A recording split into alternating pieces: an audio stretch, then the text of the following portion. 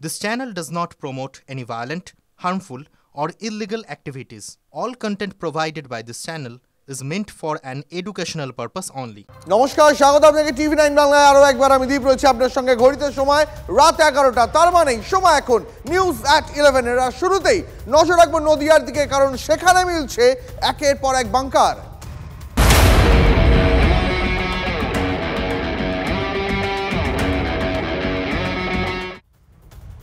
বাংলাদেশ সীমান্তের খুব কাছে নদিয়ার টুঙ্গিতে বাংকার উদ্ধার করেছে বিএসএফ।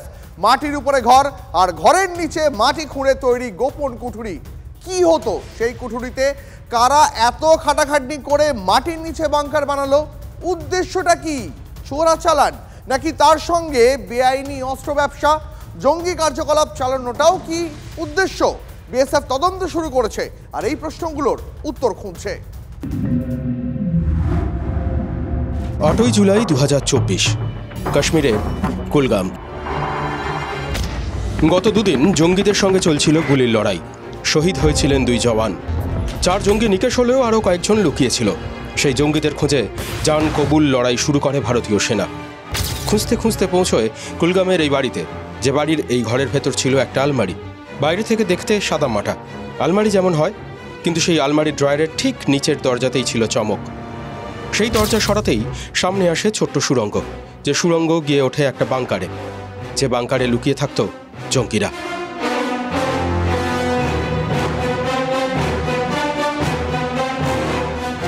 15 জুলাই 2024 দক্ষিণ 24 পরগনার কুলতলি। সকাল থেকে গুলির লড়াই। পুলিশ বনাম খুনে অভিযুক্ত চোরা কারবারি ডাকাত সর্দার সাদ্দামের বাহিনী। সাদ্দামের স্যাঙ্গারদের গুলিতে আহত হন কয়েকজন পুলিশকর্মী। সন্ধ্যায় আরও বাহিনী নিয়ে অভিযান। সাদ্দামের ওই বাড়িতে ঢোকে পুলিশ। সাদ্দামের ঘরে পৌঁছতেই চমক। খাটের নিচে খোঁজ মেলে এই সুড়ঙ্গের, যে সুড়ঙ্গ গিয়ে পড়ে কেওড়ার খালে, যে খাল গিয়ে মিশেছে মাতলা নদীতে। 24 জানুয়ারি 2025 নদিয়ার কৃষ্ণগঞ্জের টুঙ্গি আমবাগান কলাবাগানের মাঝে বাংকার উদ্ধার করল বিএসএফ। 25 জানুয়ারি 2025 প্রথমে একটা, তারপর আরও 1, 2, 3, 4 গণনা চলছে বাংকারের। একটার পর একটা চমক। ছাপোষা টিনের ঘরের মেঝেতে লুকিয়ে গুপ্ত কুঠুরি। আমি দেখাবো, এই ধরনের মাঠের মধ্যে টিনের ঘর রয়েছে, আর সেই টিনের ঘরে দেখো বাংকার তৈরি করা রয়েছে। একাধিক জায়গায় এইভাবে কিন্তু বাংকার উদ্ধার হয়েছে। যে ঘর তৈরি করা হয়েছে বাংকারের পরই, এবং সেই ঘরে কিন্তু নিচেই বাংকার রয়েছে। তুষার দেখানোর চেষ্টা করছে সেই বাংকারের ছবি। যেখানে বাংকার উদ্ধার হয়েছে, টুঙ্গির সেই বাগান থেকে বাংলাদেশ সীমান্ত কত দূর? বাংকারগুলো যেখানে পাওয়া গেছে সেখান থেকে সীমান্ত 1.5 থেকে 2 কিলোমিটারের মধ্যে। সীমান্তের এত কাছে ঘরের নিচে ঘর বানানোর প্রয়োজন পড়ল কেন? দুজনকে জিজ্ঞাসা করি, একটু যাই কথা বলি। এত মানুষ যাচ্ছে দেখতে, কি হয়েছে? তারা বলছেন বাংকার রয়েছে, দেখতে এসছেন। দাদা দাদা দাদা কি দেখতে যাচ্ছেন একটু যদি বলেন। আমরা যেটা শুনছি সব বাংকার বেরিয়েছেন, বাংকারে নাকি সব ফেন্সিলিটি আছে। আমরাই শুনে অবাক। এখনো পর্যন্ত বাংকারগুলো থেকে 50,000-এর বেশি কাশির সিরাপের বোতল উদ্ধার হয়েছে, বাজারে যার দাম 1.5 কোটি টাকা। নেশা করার জন্য কাশির সিরাপের কদর বাংলাদেশে। বাংলাদেশের নেশায় বুঁদ প্রজন্ম সস্তার কাশির সিরাপ কেনে। ভারত থেকে কাশির সিরাপ পাচার হয় বাংলাদেশে। পাচার চক্রের শিকড় সীমান্তের দুপারেই রয়েছে।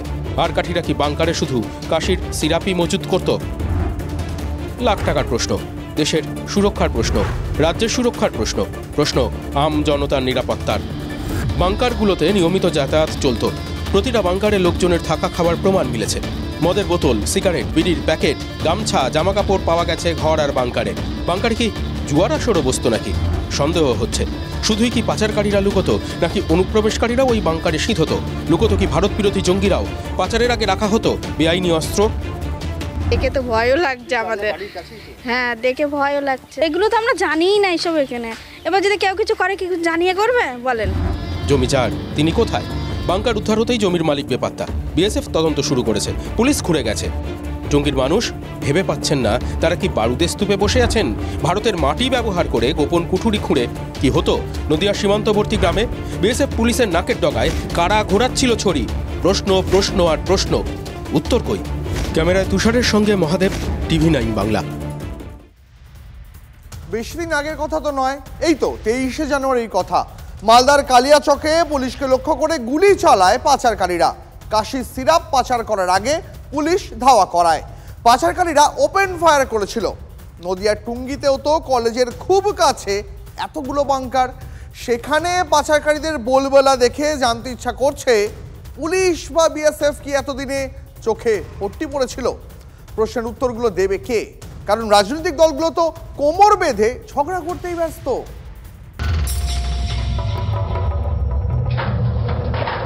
যেন ম্যাজিক, ঠিক যেন সুকুমার রায়ের ছড়া। ছিল রুমাল, হয়ে গেল বেড়াল। ছিল ছায়া, সুনিবিড় শান্তির নীড়, আমবাগান আর কলাবাগানের ভেতর ছোট্ট কুড়ে ঘর, হয়ে গেল রাজ্যের সব থেকে বড় ইস্যু।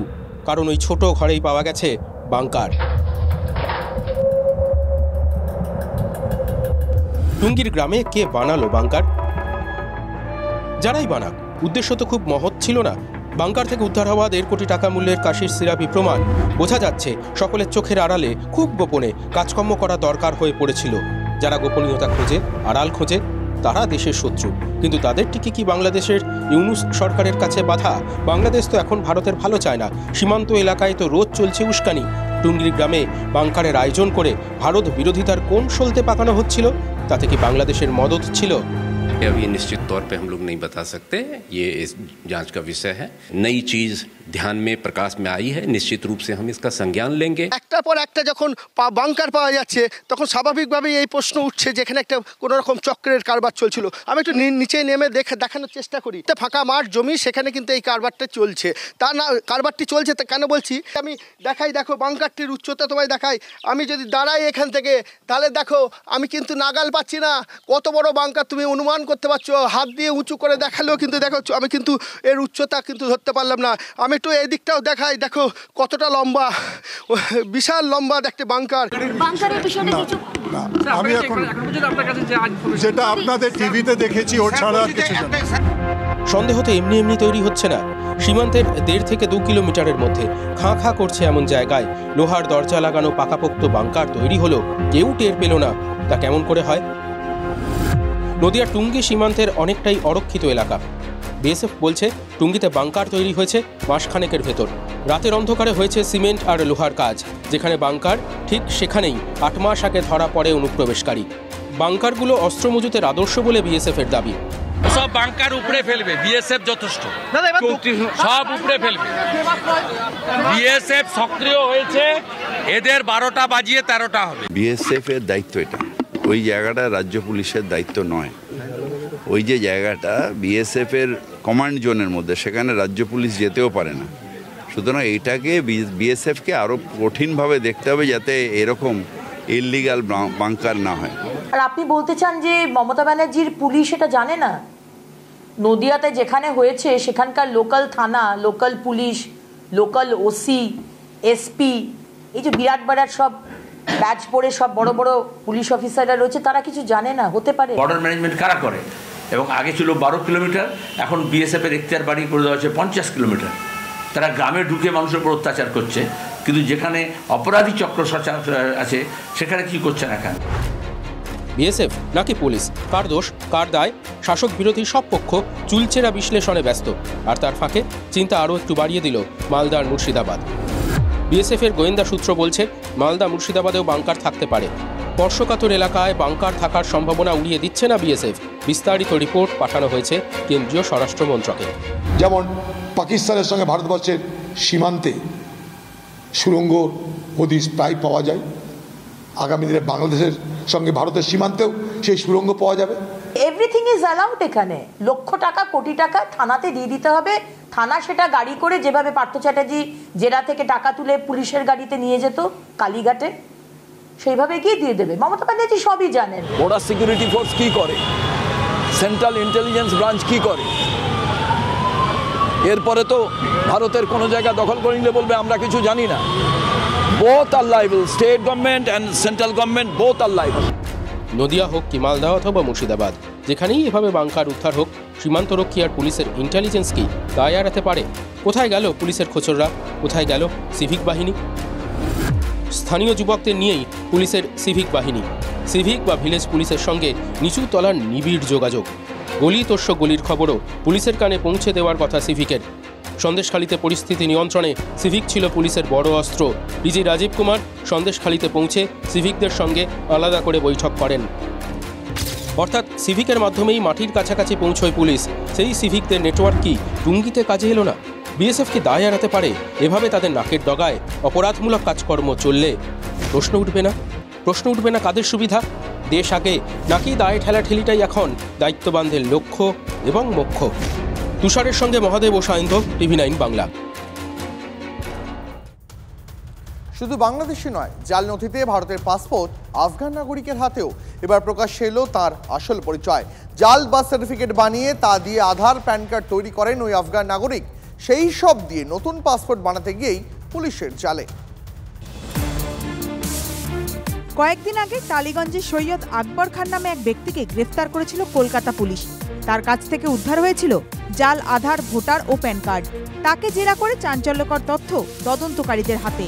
পুলিশ সূত্রে খবর, ধৃত আফগান নাগরিকের আসল নাম খালিদ নওরোজ খালিদ। 2019 সালের 1 আগস্ট কাবুল থেকে দিল্লিতে আসেন। দিল্লিতে কিছুদিন কাটিয়ে মুম্বাই হয়ে আসেন কলকাতায়। 2020 সালের 20 জানুয়ারি পর্যন্ত ছিল ভিসার মেয়াদ।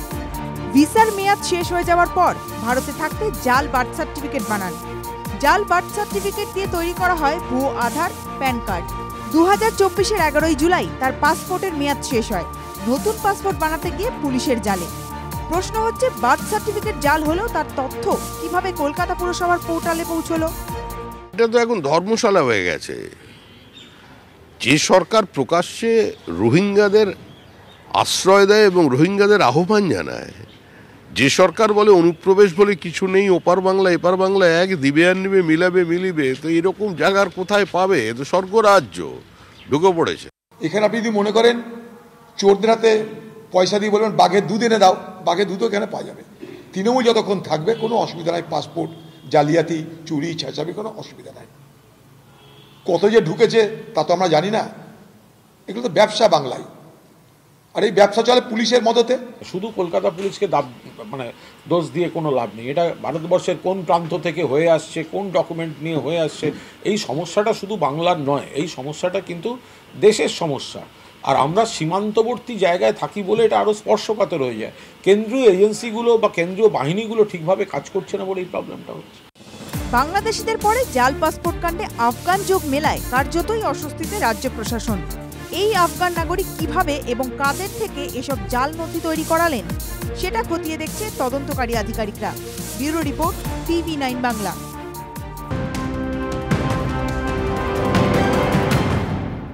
এই মুহূর্তে একটু ব্রেকিং নিউজের নজর রাখবো। ভাঙড়ে ফের অস্ত্র উদ্ধার, আগ্নেয়াস্ত্র সহ পুলিশের জালে এক। ভাঙড়ের উত্তর কাশীপুর থানার চকমরিচা পশ্চিম পাড় থেকে গ্রেপ্তার অভিযুক্ত। ধৃতর কাছ থেকে উদ্ধার করা হয়েছে একটি রাইফেল, 4 রাউন্ড গুলি এবং একটি বড় হাসুয়া। স্থানীয় সূত্রে খবর পেয়ে আতিয়ার মোল্লার বাড়িতে পুলিশি অভিযান। 2023-এর পঞ্চায়েত নির্বাচনের সময় রাজনৈতিক সংঘর্ষে ওই আগ্নেয়াস্ত্র ব্যবহার করা হয়েছিল। প্রাথমিক তদন্তে নেমে জানতে পেরেছে পুলিশ।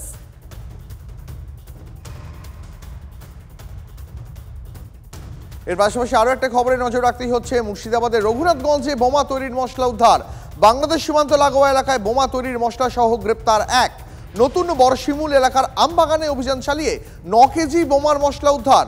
ধৃত ব্যক্তির নাম তাফিজউদ্দিন শেখ, ভারত বাংলাদেশ সীমান্তবর্তী চর বাজিতপুর এলাকার বাসিন্দা। গোটা বিষয়টি তদন্ত করে দেখছে পুলিশ। চন্দ্রভাগা সেতুর উপর দিয়ে ছুটল বন্দে ভারত এক্সপ্রেসও।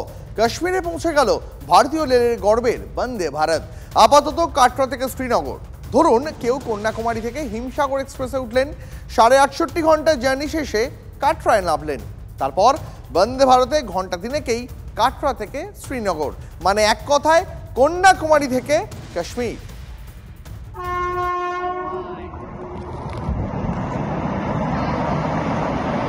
চেনাবের ওপর বিশ্বের সবচেয়ে উঁচু কেবল রেল ব্রিজে ছুটছে ভারতের সবচেয়ে দ্রুত গতির ট্রেন। শুক্রবার আঞ্জিঘাট সেতু পেরিয়ে সফল ট্রায়াল রানে বন্দে ভারত পৌঁছে গেল শ্রীনগর পর্যন্ত। ভারতের রেল ম্যাপে কাশ্মীরকে যুক্ত করার পরে এক বিরাট মাইল ফলক সফলভাবে পেরোল ভারতীয় রেল। শনিবার কাটারা শ্রীমাতা বৈষ্ণব দেবী রেলওয়ে স্টেশন থেকে শ্রীনগর পর্যন্ত ট্রায়াল রান হলো বন্দে ভারত এক্সপ্রেসের। নয়াদিল্লি থেকে কাটরার মধ্যে দূরত্ব 655 কিলোমিটার। বর্তমানে এই দূরত্ব পেরোতে বন্দে ভারতের সময় নেয় 8 ঘন্টা 5 মিনিট। পথে ট্রেনটি Ambala cantonment, Ludhiana junction, Pathankot cantonment এবং জম্মু তাওয়াইতে থামে। এবারে কাটারা থেকেও চালু হয়ে গেল দিল্লি থেকে সরাসরি বন্দে ভারতে পৌঁছে যাওয়া যাবে শ্রীনগর।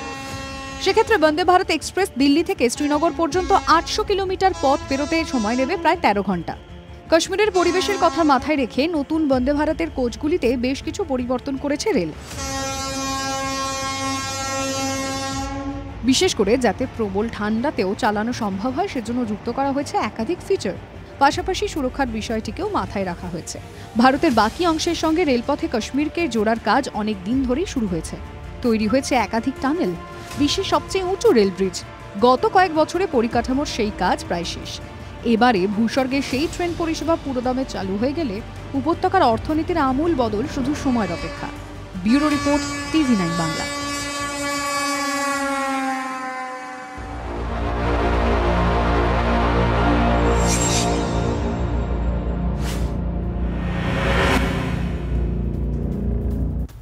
মহাকাশে মহাযোগ, মহাকাশে যেন প্ল্যানেটদের প্যারেড। মঙ্গল, বৃহস্পতি, শুক্র, শনি, ইউরেনাস এবং নেপচুন এক সারিতে 6 গ্রহ। জ্যোতির্বিজ্ঞানের ভাষায় যাকে বলা হয় প্ল্যানেটারি অ্যালাইনমেন্ট। মহাকাশে বিরল মহাজাগতিক দৃশ্য। তবে আক্ষেপ একটু রয়েই গেল, তার কারণটা অবশ্যই কুয়াশা আর দূষণ। তবে তার মাঝেও একবার মাথার উপরে মাঝ আকাশে জ্বলজ্বল করছে বৃহস্পতি গ্রহ। আর ঠিক সেই সরলরেখা ধরেই একটু পাশে যদি দেখা যায় তাহলেই দেখতে পাওয়া যাচ্ছে শুক্র গ্রহকে। বাই ডেফিনেশন মানে যেভাবে তৈরি হয়েছে, সবাই একটা প্লেনের ওপর তৈরি হয়েছে। একটা ডিশ, মনে করুন চা খাওয়ার যে ডিশটা রয়েছে, সে একটা ডিশ আর একটা ডিশের উপর উল্টে দিয়েছেন। এই যে একটা শেপ, তার মধ্যে মাঝখানে আছে সূর্য, বাকি প্ল্যানেটগুলো এভাবে ঘুরছে। ফলে আমরা যে কোনো প্ল্যানেট থেকে যদি দেখি, বাকি সব কটা প্ল্যানেট এবং সূর্য সবসময়তেই এক লাইনে দেখা যাবে। এইবার প্রশ্ন আসছে যে আমরা আজকে স্পেশাল কেন? তার কারণ আজকে যে কটা আমরা জানি যে 8খানা প্ল্যানেট রয়েছে, তার মধ্যে 6খানা রাত্রিবেলা দেখা যাচ্ছে, বাকি 2খানা দিনের বেলা দেখা যাচ্ছে, কিংবা সূর্যের খুব কাছে আছে, যেমন মার্কারি প্রচণ্ড কাছে।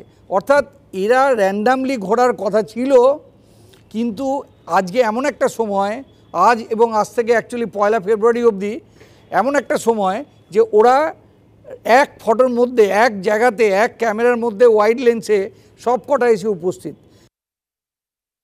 সঙ্গে আকাশে 5-6টা গ্রহকে দেখতে পাওয়া, এটা কিন্তু সত্যি একটা বেশ আনন্দের ব্যাপার। কতক্ষণ স্থায়ী থাকবে এই গ্রহগুলো? যতক্ষণ না গ্রহগুলো একের পর এক অস্ত যাচ্ছে। যেমন আজকে সন্ধেবেলা এই 8টা 20 মিনিট নাগাদ শনি গ্রহ অস্ত যাবে, তারপর 8টা 44 মিনিটে অস্ত যাবে শুক্র, তার কিছু পর মাঝরাত নাগাদ অস্ত যাবে বৃহস্পতি, আর মঙ্গল অস্ত যেতে যেতে সকালবেলা হয়ে যাবে। আর আমরা মার্কারি বুধকে দেখতে পাবো না, বুধকে কিছুদিন পরে থেকে, যেহেতু সূর্যের খুব কাছে, সেই জন্য এই মুহূর্তে আমরা দেখতে পাবো।